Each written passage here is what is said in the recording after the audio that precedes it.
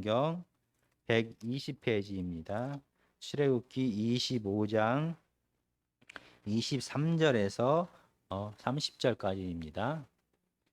그리고 뒤에 지금 보면은 그 사진하고 그림을 이렇게 제가 프린트를 해서 뒤에 저희 황금왕 앞에다가 놓았습니다. 그래서 혹시 아직 그걸 가지지 않으신 분들은 그걸 하나씩 가지고 나서 우리 하나님의 말씀을 듣겠습니다.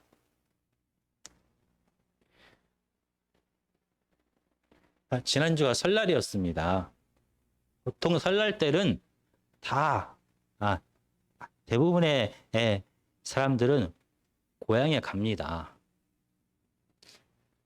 그런데 올 설에는 저희도 코로나 상황 때문에 아무 데도 가지 못했습니다. 보통 설에는 많은 사람들이 이렇게 고향에 가기 때문에 참 고향에 가는 것이 쉽지 않습니다. 고속도로도 꽉꽉 막힙니다. 그리고 고향에 가서 부모님과 친지들을 만나게 될 때 가져가야 될 선물 때문에 때로는 우리가 고민하기도 합니다.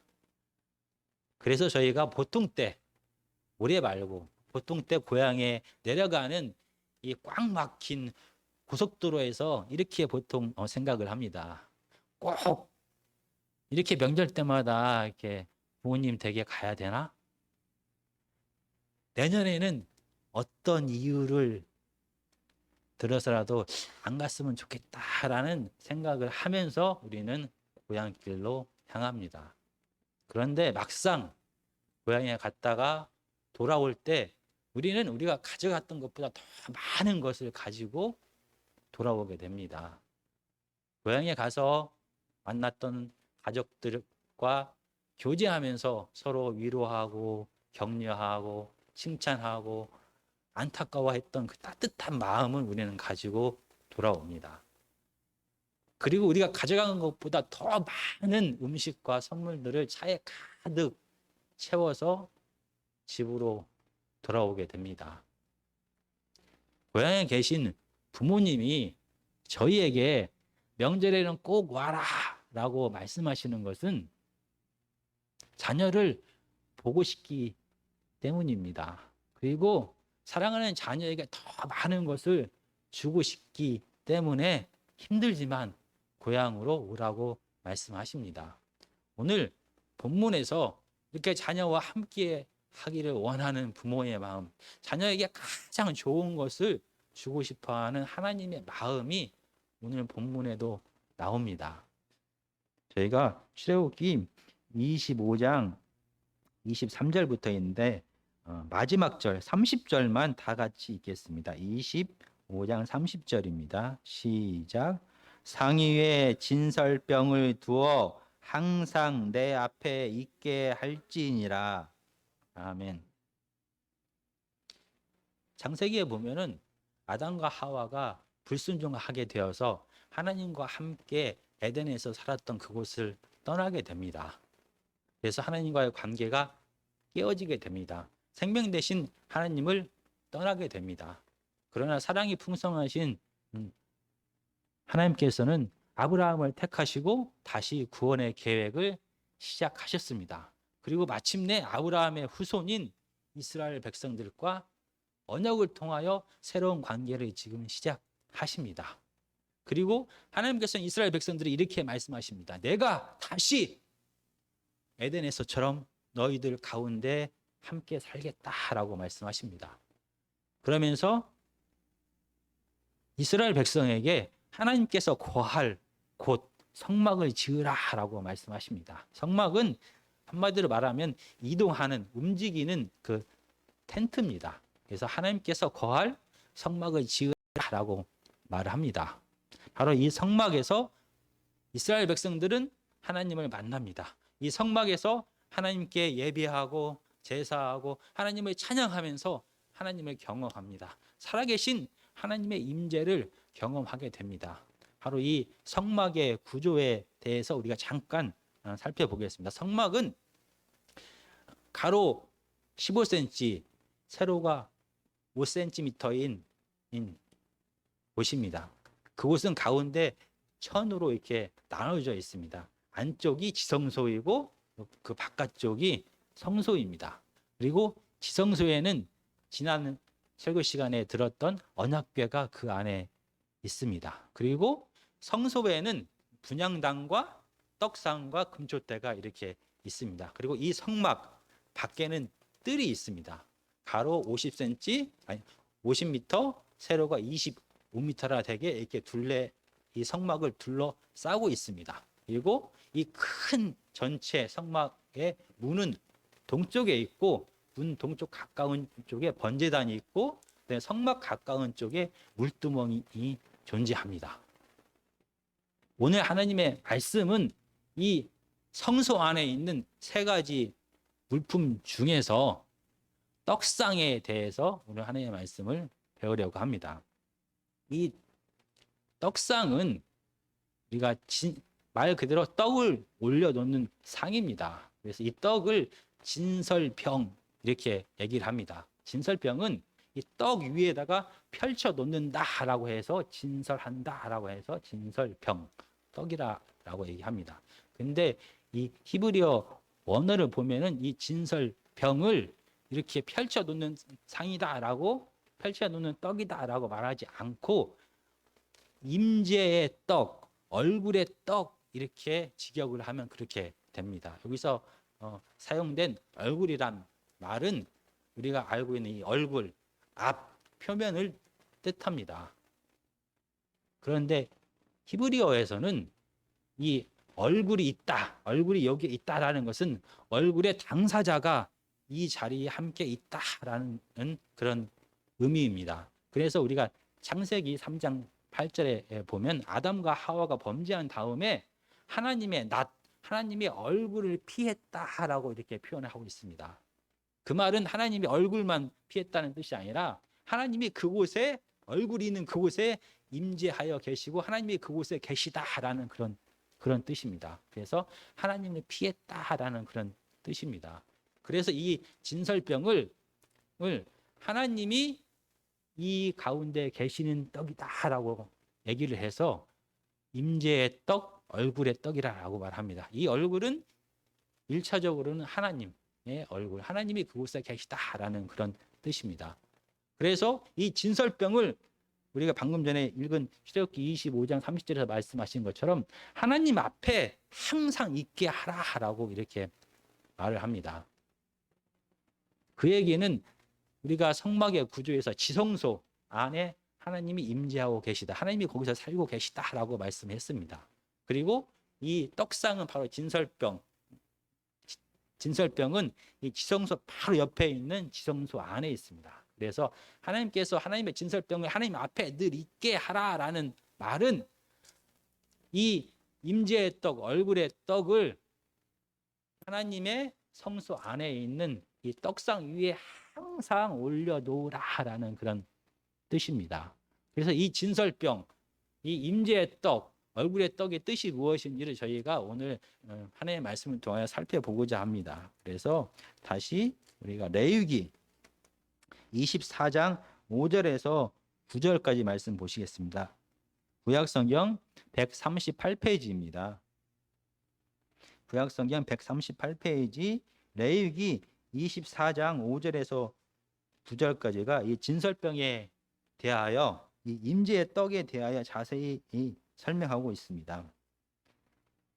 제가 천천히 읽겠습니다. 너는 고운 가루를 가져다가 떡 12개를 굽되 각 덩이를 10분의 2 에바로 하여 여호와 앞 순계랑 상 위에 두 줄로 한 줄에 6씩 진설하고, 너는 또 정결한 유향을 그 각 줄 위에 두어 기념물로 여호와께 화제를 삼을 것이며 안식일마다 이 떡을 여호와 앞에 항상 진설할지니 이는 이스라엘 자손을 위한 것이요 영원한 언약이니라.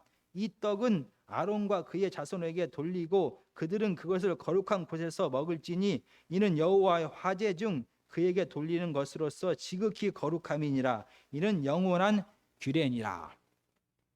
이 진설병은 바로 이 얼굴의 떡, 임재의 떡은 이 떡상 위에다 놓았습니다. 저희가 여기 그림에서 보면은 이 그림에서 보는 것처럼 이 떡상은 가로가 1m, 세로가 50cm가 되는 그런 상입니다. 그리고 이 다리 높이가 75cm가 됩니다.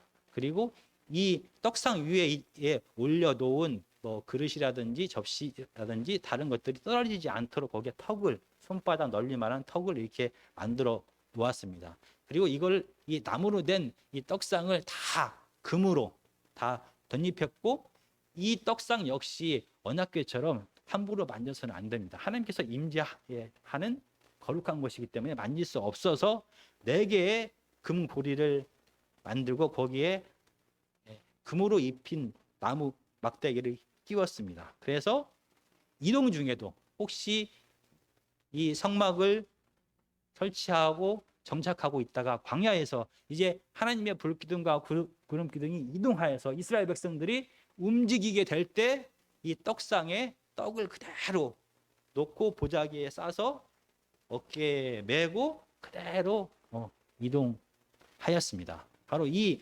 떡상 위에 있는 임재의 떡에 대하여 레위기 24장 5절에서 9절까지는 자세하게 말합니다. 우리가 간단하게 살펴보면은 이스라엘 12지파에게 이 떡을 만들 수 있는 고운 밀가루를 가져오라라고 하나님께서 명령을 하셨습니다. 그들은 지금 광야에 있습니다. 광야에서 고운 밀가루를 구하기는 정말로 힘이 듭니다. 그럼에도 불구하고 하나님께서는 이 떡을 하나님 앞에 늘 올려놓는 것이 너희가 영원히 지켜야 할 언약이다. 이걸 깨면은 너와 나와의 관계는 깨어지게 되고 이 언약 관계는 깨어지게 될 것이다 라고 말씀하셨기 때문에 이스라엘 백성들은 각각의 12지파는 최선을 다하여 이 고운 밀가루를 모아서 일주일마다 제사장에게 모세에게 갖다 주었습니다. 그러면 모세 또는 제사장이 이 밀가루에 물과 기름을 부어서 떡을 만들었습니다. 이 하나의 떡의 무게는 우리가 그림에서 보는 것처럼 크고 무거웠습니다. 아마 한 3kg 정도 됐을 거다라고 이렇게 생각을 합니다. 그래서 3kg나 되는 이 떡을 6개씩 쌓아서 2줄로 이렇게 떡상 위에다가 올려 놓았습니다. 그리고 나서 이 떡은 일주일에 한 번씩 제사장이 그 다음 일주일이 되면은 새로운 떡을 만들어서 가지고 옵니다. 그리고 일주일 동안에 이 하나님 앞에 이 떡상 위에 계속 놓여 있었던 그 떡은 가져갑니다. 그리고 새로운 떡을 이 떡상 위에다가 올려놓고 일주일을 또 그대로 이 하나님의 임재 앞에 있게 합니다. 그리고 일주일 동안 하나님의 임재 앞에 있었던 이 떡을 하나님께서는 제사장으로 하여금 그때 이 성소에서 일을 할 제사장으로 하여금 먹게 하였습니다. 그래서 제사장과 그의 가족들, 그의 친구들이 거룩한 곳에서 이 제사의 이 임재의 떡을 하나님께서는 먹게 하셨습니다. 이 레위기 24장을 간단하게 우리가 요약하면은 하나님께서는 이스라엘 12지파에게 고운 가루를 가져오라고 말씀하셨습니다. 그리고 이스라엘의 12지파의 대표가 되는 모세나 제사장이 이 가루로 임재의 떡을 만들었습니다. 그리고 일주일 동안 이 임재의 떡을 하나님의 임재 앞에 놓아 두었습니다. 그리고 일주일이 지난 다음에 그 떡을 제사장이 먹고 새로운 떡을 다시 그곳에 올려 놓았습니다. 왜 하나님께서는 이렇게 이 제도를 반드시 해야만 이스라엘 백성들과 하나님과의 관계가 유지된다라고 말씀하셨을까요? 하나님과 이스라엘 백성이 새로운 관계를 시작하면서 하나님께서는 언약을 맺고 그들에게 율법을 주셨습니다. 그러면서 이스라엘 백성들로 하여금 첫 번째로 계속 강조하신 것이 하나님은 너희들이 애굽에서 섬겼던, 애굽에서 보았던 이방신이 아니다라는 것을 계속 강조하였습니다. 하나님과 이스라엘 백성들과의 관계는 필요에 의해서 주고받는 그런 관계가 아니다라는 것을 계속 반복하셨습니다. 하나님은 아무런 부족함이 없는 스스로 완전하신 분이다라는 것을 계속 강조하셨습니다. 반면에 이방 신전에서는 이방신을 믿는 사람들에 의하여 먹을 것과 입을 것과 살 곳을 공급받았습니다. 그들은 그렇게 그들의 필요를, 그 신들의 필요를 이방신을 믿는 사람들이 채워 주었습니다. 그래서 이방 신전에는 매일마다 음식으로 가득 찼습니다. 이방 신전 안에는 음식으로 가득 차서 그 음식을 신이 먹었다라고 사람들이 생각을 했습니다. 하나님은 그토록 처음부터 하나님이 이방신이 아니다라는 것을 그렇게 강조하셨는데 왜 이방 신전처럼 이 하나님의 성소 안에, 하나님의 성막 안에 이 음식을 차려놓게 했을까요? 그리고 이 음식을 반드시 차려 놓아야만 이스라엘 백성들과 하나님과의 이 언약 관계가 유지가 된다라고 하나님은 말씀하고 있는 것입니까? 그렇다면 반대로 하나님과 이스라엘 백성들과의 관계를 방해하는, 하나님과 이스라엘 백성들과의 관계가 틀어지게 하는 그 원인이 무엇일까에 대하여 우리가 생각해 보겠습니다. 많은 이방신을 섬기는 사람들이 이방신을 섬기는 이유가 있었습니다. 그들은 이 땅에서의 풍요와 승리를 위하여 그들은 이방신을 섬겼습니다. 좀 더 쉽게 말하면 이 땅에서 잘 살기 위하여 이방신을 섬겼습니다. 더 간단하게 말하면 이 땅에서 잘 먹기 위하여 이방신을 섬겼습니다. 한마디로 말하면 그들은 떡을 위하여 이방신을 섬겼던 것입니다. 언제부터 사람들의 삶의 목표가 떡이 되었을까요? 언제부터 사람들이 살아가는 이유가 떡이 되었을까요? 우리가 창세기 3장으로 한번 가시겠습니다. 창세기 3장 17절에서 19절까지입니다. 창세기는 구약 성경 맨 앞에 있습니다. 창세기 3장 17절에서 19절입니다. 아담에게 이르시되 내가 내 아내의 말을 듣고 내가 내게 먹지 말라 한 나무의 열매를 먹었은즉 땅은 너로 말미암아 저주를 받고 너는 평생에 수고하여야 그 소산을 먹으리라. 땅이 내게 가시덤불과 엉겅퀴를 낼 것이라. 내가 먹을 것은 밭의 채소인즉 내가 흙으로 돌아갈 때까지 얼굴에 땀을 흘려야 먹을 것을 먹으리니 내가 그것에서 취함을 입었음이라. 너는 흙이니 흙으로 돌아갈 것이니라 하시니라. 하나님과 아담과 하와의 관계가 깨어지게 되었습니다. 그 결과 그들의 삶이 변했습니다. 창세기에는 축복, 복에 대하여 이 복은 하나님에게로부터 온다라고 얘기를 했습니다. 그래서 하나님의 생명력, 하나님의 임재, 하나님의 생명력을 그들은 복이라고 생각을 했습니다. 그리고 반대로 저주는 이 하나님으로부터 멀어지는 것. 그래서 하나님의 생명으로부터 멀어지는 것이 바로 저주다라고 생각을 했습니다. 오늘 방금 전에 저희가 본 창세기에서 보면 아담과 하와는 하나님의 말씀에 불순종하게 되었습니다. 그래서 저주를 받게 되었습니다. 그 얘기는 하나님을 떠나게 되었습니다. 생명 대신 하나님을 떠나게 되었습니다.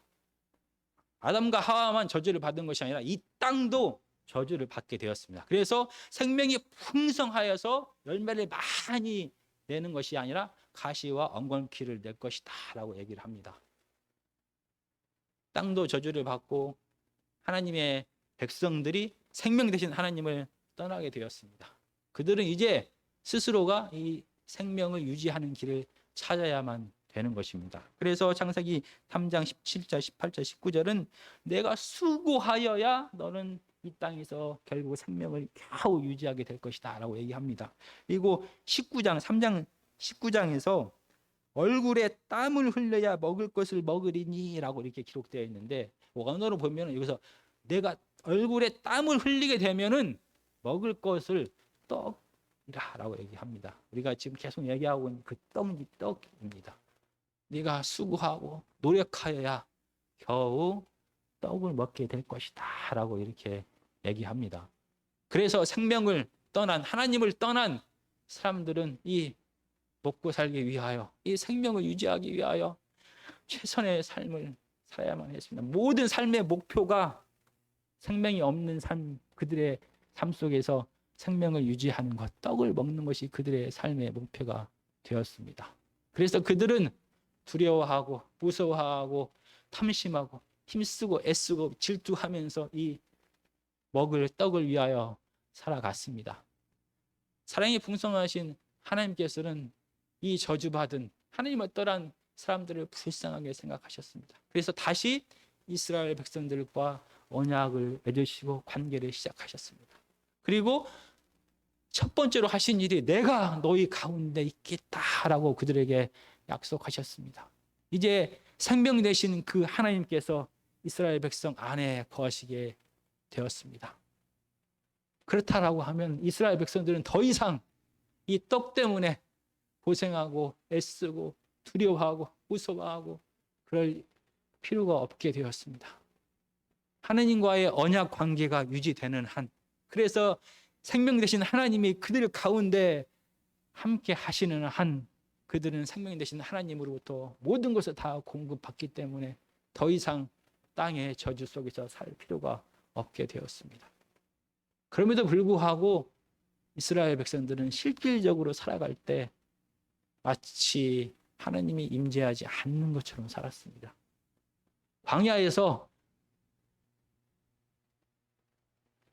만나를 주시고 바위에서 물을 주시고 모든 것을 다 공급하셨습니다. 그럼에도 불구하고 그들은 매일 두려워했습니다. 하나님이 우리 가운데 계시지 않으면 어떻게 되지? 하나님이 우리를 떠나게 되면 어떻게 되지? 이 만나가 다시 내리지 않으면 어떻게 되지? 저 바위에서 다시 물이 나오지 않으면 어떻게 되지? 그리고 애굽에서 먹었던 더 맛있는 것을 우리는 먹고 싶은데 어떻게 하면 그걸 구할 수가 있지? 늘 두려움과 탐심 가운데 그들은 살았습니다. 가나안 땅에 들어가서도 마찬가지였습니다. 그들은 이제는 사막이 아닌 땅에서 정착하면서 살게 되었습니다. 그럼에도 불구하고 그들은 여전히 이 떡을 위하여, 떡 때문에 두려워했습니다. 우리의 소산이 맺히지 않으면 어떻게 되지? 하늘에서 비가 내리지 않으면 어떻게 되지? 나보다 더 많은 다른 사람들이 더 많은 것들을 수확하게 되면 어떻게 되지? 늘 두려움과 불안과 절망과 욕심 가운데 이 저주의 삶, 떡을 먹기 위한 애쓰는 삶, 수고하는 삶을 계속 그들은 살 수밖에 없었습니다.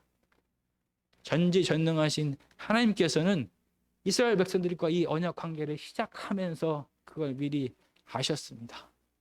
그래서 그들로 하여금 이 땅의 저주에서, 수고의 저주에서 이 떡을 먹기 위한 이 눈물 젖은 몸부림에서 그들을 구원하시기를 원하셨습니다. 그래서 오늘 이 생명의 법을 그들에게 주셨습니다. 그래서 일주일에 한 번씩 이스라엘 백성으로 하여금, 이스라엘 백성을 대표하여 제사장이 하나님 앞에 떡을 가지고 나오도록 하였습니다. 떡을 얻기 위하여 수고하고 애쓴 그 삶이 그 떡 속에 그대로 묻어 있습니다. 삶의 무게가 그대로 담겨 있는 이 떡을 하나님 앞에 올려 일주일마다 올리다라고 말씀을 하십니다.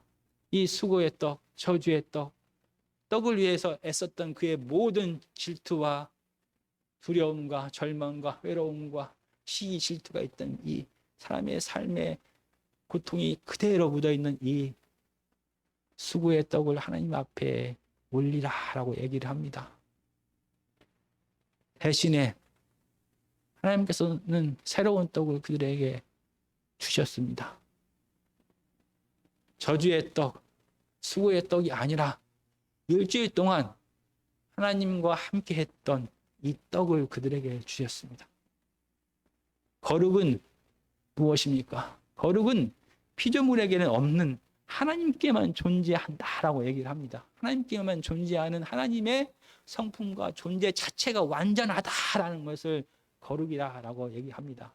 이 거룩이란 말은 사랑이라고 말하면 사랑이 하나님 안에는 가득 있다. 사랑 자체다라는 게 바로 거룩입니다. 궁핍, 하나님에게는 궁핍이 없습니다. 하나님에게는 생명 그 자체가 가득합니다. 그게 바로 거룩입니다. 하나님은 사랑이 가득합니다. 하나님은 사랑 자체이십니다. 그게 바로 거룩입니다. 하나님은 온유 자체이십니다. 그게 바로 거룩입니다. 피조물에게는 없는 창조주 하나님이 가지고 있는 그 존재와 성품 자체가 완전하다라는 것을 거룩이라고 말합니다. 그리고 성경은 이 거룩은 사람들에게, 피조물에게 없기 때문에 하나님과 접촉함을 통하여, 하나님을 만남을 통하여 이 거룩이 전파된다라고 성경은 말합니다.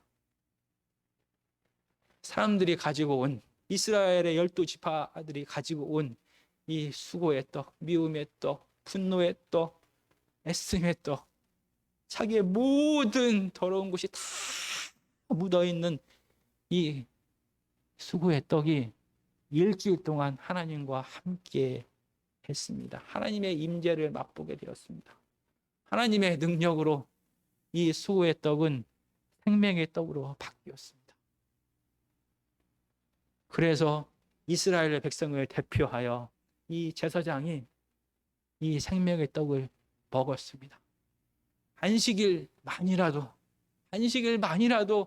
이 땅의 저주에서 벗어나 하나님께서 누리기를 원하는 온전한 생명의 풍성함을 그들로 하여금 맛보게 하셨던 것입니다.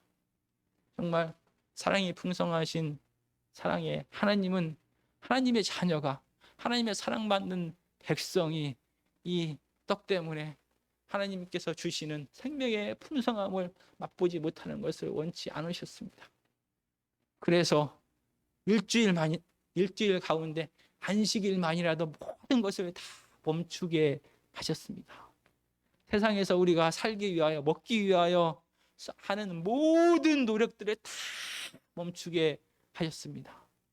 안식일만은 하나님 앞에 온전히 나와서 하나님의 임재 안에 푹 빠지게 하셨습니다.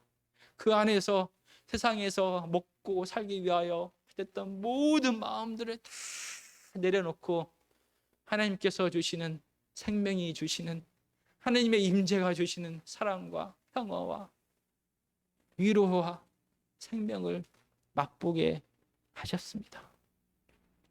하나님은 이스라엘 백성들을 너무나 사랑하셔서 그들의 수고를 덜어주기 위하여 이렇게 특별한 명령을 그들에게 하셨습니다.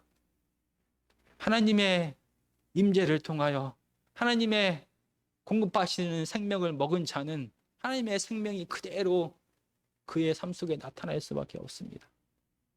이 임재의 떡은 이스라엘 백성들 성인이 하루 먹을 양의 2배가 됩니다. 그래서 이 하나님께서 주시는 풍성한 이 생명의 떡은 혼자 먹고 그만둘 수가 없습니다. 도저히 혼자 먹을 수가 없습니다. 그래서 이 하나님의 생명력은 이 하나님의 생명의 떡을 먹은 사람들을 통하여, 함께 나눔을 통하여 이웃으로 확장되게 하셨습니다.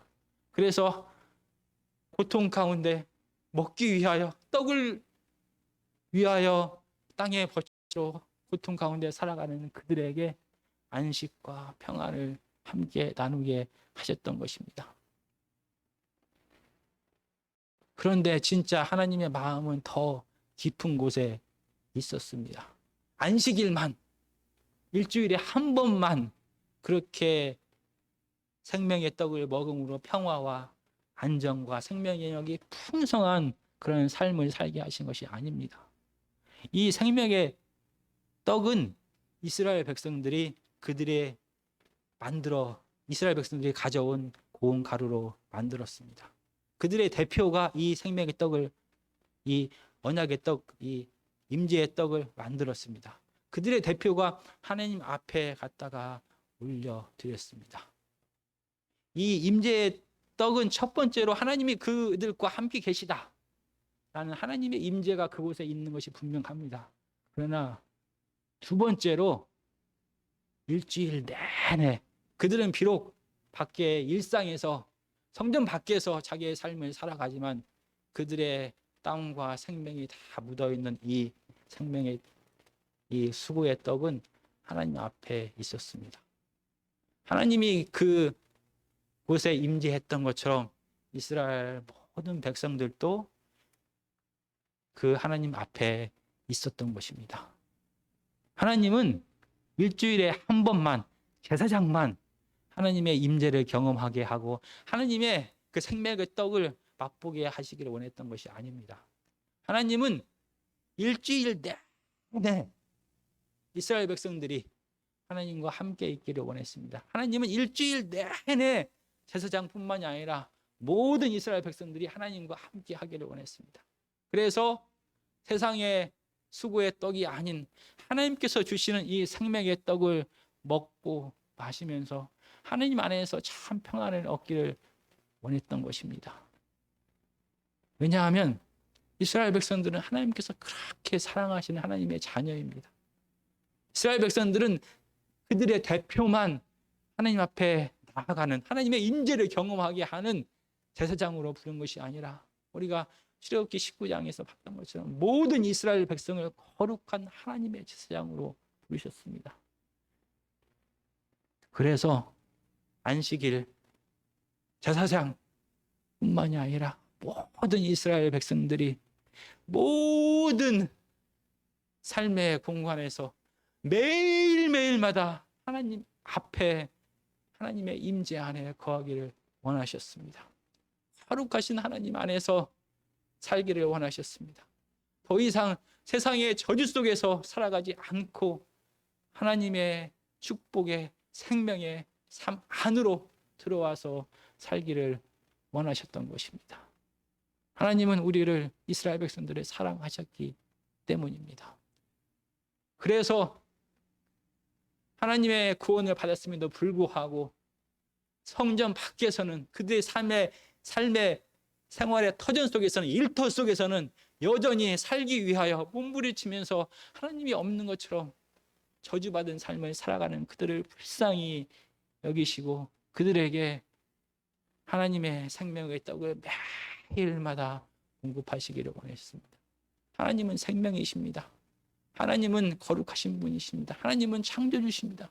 그분 안으로 나오게 될 때 우리는 그 안에서 영생을, 생명을, 기쁨을, 참 희락을, 참 위로를 받게 되는 것입니다. 그래서 하나님께서는 먼저 안식일만이라도, 먼저 부름받은 하나님의 사역을 하는 제사장만이라도 하나님의 임재를 맛보고 하나님의 생명을 맛보게 하셨던 것입니다. 그러나 하나님께서는 예수 그리스도를 통하여 예수 그리스도의 죽으심과 부활하심을 통하여 모든 사람이 하나님의 생명을 맛보게 하셨습니다.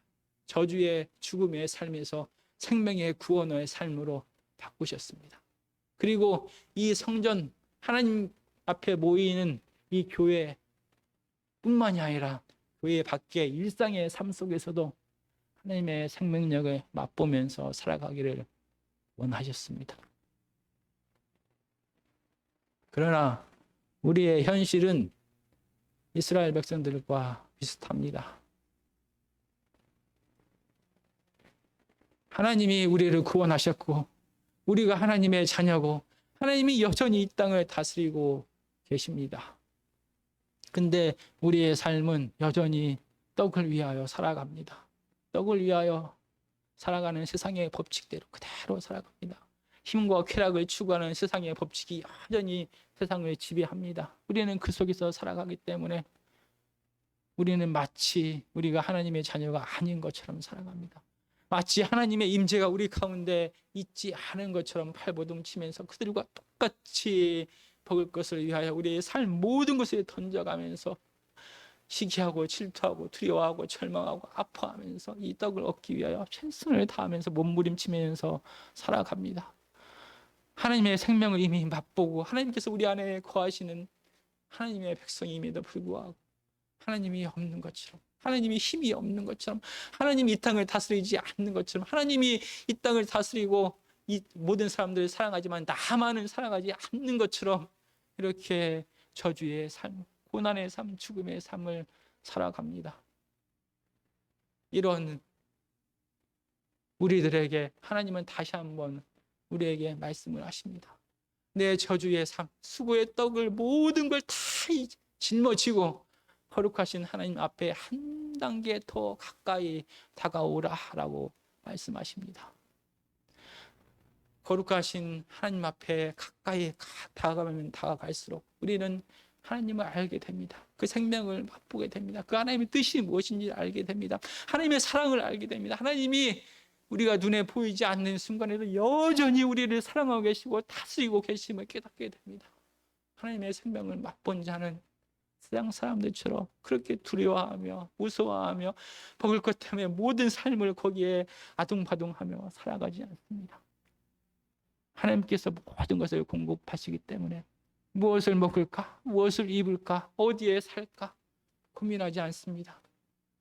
예수님은 이런 고민을 하는 사람들은 이방인이다라고 말하는 것입니다. 하나님을 알지 못하는 자, 하나님을 사랑하지 않는 자, 하나님이 임재하지 않는 자는 하나님의 생명이 없기 때문에 자기가 모든 것을 다 해야만 됩니다. 그래서 무엇을 먹을지, 어디에 살지, 어떻게 살아갈지 고민하지 않을 수 없습니다. 그러나 이미 생명을 맛본 자는 그렇게 살아서는 안 됩니다. 하나님 안에 있는 자는 하나님이 모든 걸 공급하시는데 왜 여전히 고민하고 애쓰고 두려워하면서 이 먹을 것 때문에 하나님께서 주시기를 원하는 이 생명과 평안과 위로를 맛보지 못하고 경험하지 못하면서 세상 사람들처럼 똑같이 살아가는 것입니까? 정말 하나님께서는 우리가 하나님의 생명을 맛보기를 원하십니다. 그래서 우리에게 모든 수고의 짐을 가지고 모든 수고의 떡을 가지고 하나님 앞에 와서 내려놓으라라고 말합니다. 그리고 하나님의 생명을 맛보다라고 말합니다. 하나님을 믿는다라는 것은 추상적인 것이 아닙니다. 하나님의 임재라는 것은 눈에 보이지 않기 때문에 없는 것이 아닙니다. 우리가 하나님을 믿는다라는 것은 그냥 허공에 떠 있는 스스로의 위안이 아닙니다. 왜냐하면 하나님은 살아계시기 때문입니다. 그 살아계신 하나님이 여전히 이 땅을 다스리고 계시고 우리를 사랑하시고 우리와 함께 하시기 때문에 하나님을 믿는다라는 것은 하나님이 우리 가운데 있다라는 것은 추상적인 것이 아니라 실제인 것입니다. 우리가 그것을 맛보아야 됩니다. 우리가 그것을 누려야 되는 것입니다. 그래서 하나님께서는 우리에게 하나님 앞에 다가오라, 한 단계 더 가까이 나오라라고 말씀하십니다. 우리는 어떻게 하나님께 나아가 이렇게 하나님 앞에 예배를 드리면서 우리의 마음문을 활짝 열고 하나님 앞에 나아갈 수가 있습니다. 우리가 예배를 통하여 하나님의 말씀을 통하여 하나님을 경험하게 됩니다. 우리가 하나님을 기록하여 둔 하나님의 사랑을 기록하여 둔 이 하나님의 말씀을 통하여 하나님을 더 가까이 경험하게 됩니다. 이 말씀을 읽고 묵상하면서 우리는 더 살아계신 하나님을 경험하게 됩니다. 우리가 하나님 앞에 나와서 울면서 기도하면서 우리는 살아계신 하나님을 경험하게 됩니다. 우리가 하나님 앞에 더 가까이 나가게 됩니다. 우리가 찬양하면서 우리가 하나님을 만나게 됩니다. 우리가 살아계신 하나님을 경험하게 됩니다. 우리가 하나님의 말씀에 힘들지만 온전히 순종하여서 내 것을 포기하고 하나님 앞에 내려놓음을 통하여 우리는 하나님의 생명을 맛보게 됩니다. 우리가 온전히 순종할 때 우리는 하나님을 맛보게 됩니다. 이렇게 하나님을 맛본 자는 세상의 법칙대로 살아갈 수 없습니다. 이렇게 하나님이 우리 안에 가득한 자는 하나님의 거룩하심으로 덧입은 자는 하나님처럼 이 땅을 살아갑니다. 그래서 제사장의 사명을 감당합니다. 그래서 내 짐뿐만이 아니라 다른 사람들의 짐을 함께 나누어지게 됩니다. 내 마음속에 하나님의 사랑으로 풍성하기 때문에 다른 사람을 비판하고 정죄하는 것이 아니라 그들을 위로하고 사랑하고 격려하게 됩니다. 하나님이 나에게 언제나 늘 필요한 것들을 채워주시기 때문에 궁핍하고 힘든 자들에게 내가 가지고 있는 모든 것을 나누어 줄 수가 있습니다. 정말 생명을 가진 자만이 누릴 수 있는 이 평안과 위로의 삶을 살아갈 수가 있는 것입니다. 이 위로의 삶은, 이 생명의 삶은 결국 나에게서부터 우리 가정으로, 우리 사회로 점점 확장되는 것입니다. 그래서 고통이 가득한 세상이 하나님의 생명으로 가득하기를 하나님께서는 정말로 원하십니다. 그래서 먼저 구원받은 우리에게 교회만 오직 오고 그저 다음에 우리가 죽어서 천국에 가면 되지라고 말하고 평소의 모든 삶은 하나님을 알지 못하는 삶처럼 살아가는 것이 아니라 먼저 구원받은 우리가 하나님 앞에 더 한 단계 한 단계 더 다가와서 생명의 풍성한 삶을 누리게 하십니다. 그리고 이 생명이 우리를 통하여, 순종하는 우리를 통하여 자연스럽게 흘러 넘쳐서 이 고통 많은 세상이, 이 죄악 많은 세상이, 두려움 많은 세상이, 병든 세상이 하나님의 위로와 생명이 가득한 곳으로 변하게 하시기를 원하십니다. 그래서 오늘 또 사랑이 풍성하신 하나님은 더 좋은 것을 주기 위하여, 이 생명을 맛보게 하기 위하여 우리에게 한 단계 더 가까이 다가오라고 우리에게 부르십니다. 하나님의 부르심에 아멘 하면서 다가갈 수 있는 저와 여러분들이 되었으면 좋겠습니다.